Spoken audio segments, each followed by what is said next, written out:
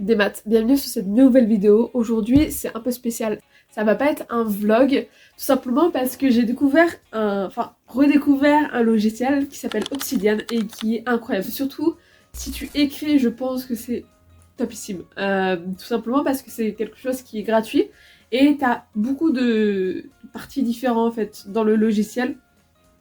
Et ça m'a permis de remettre au clair, tout du moins en partie, mon histoire. Donc là, je suis en train de réécrire les quartiers d'Honnel. Et en fait, mes histoires s'embriquent, mes 3 tomes s'embriquent.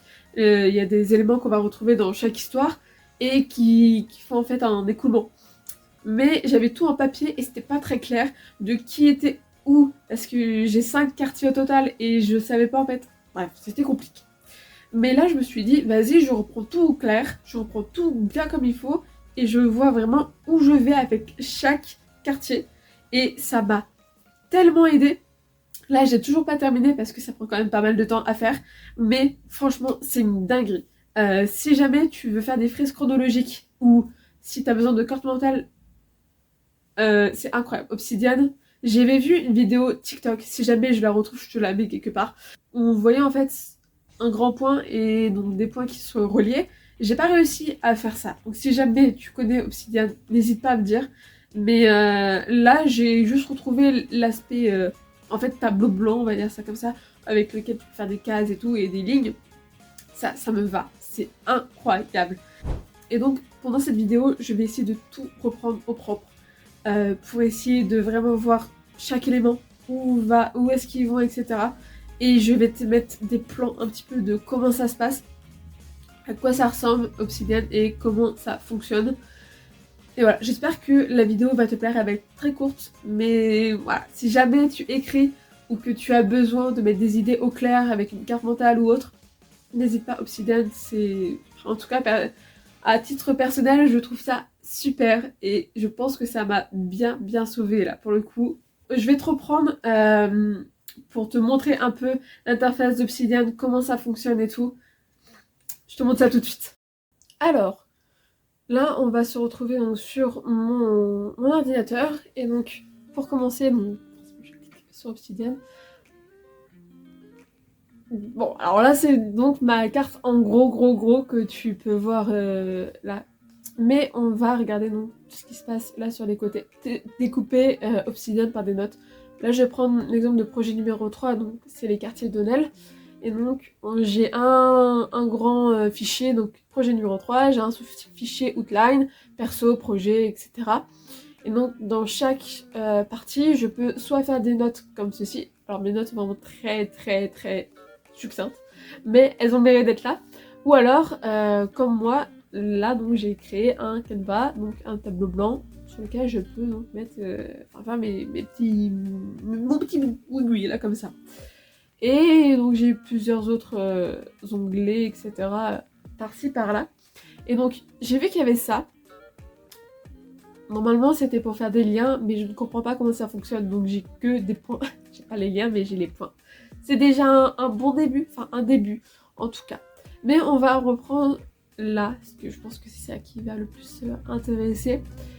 Si jamais tu veux que je te fasse des vidéos sur le reste, le reste c'est assez simple, c'est vraiment tu prends une note et tu écris comme tu veux, tu peux faire des titres, etc. C'est très simple d'utilisation je trouve, mais là donc pour mon tableau, je vais le prendre un peu plus loin comme ça tu ne vois pas, parce que là forcément on ne voit pas, mais si je zoome, on va voir.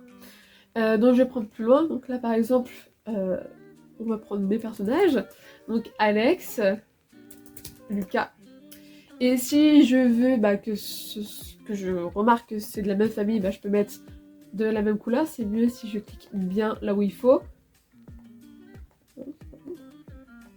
Voilà. Et après, je peux faire tout simplement des liens et je peux aussi mettre des couleurs sur les liens. Voilà, pour dire quoi que ce soit.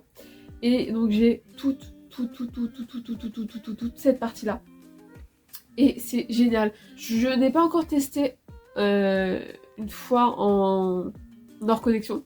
Mais là déjà avec la connexion c'est super et puis on a accès en fait à différents liens, on va dire ça comme ça. On peut mettre aussi des liens un peu partout, c'est juste top. Je trouve cette application Je suis contente de l'avoir redécouverte. Et je pense que ça va vraiment bien m'aider en fait pour toutes mes histoires. Notamment de futures histoires où tu verras plus tard dans d'autres vidéos un nouveau projet d'écriture que je vais mettre en place.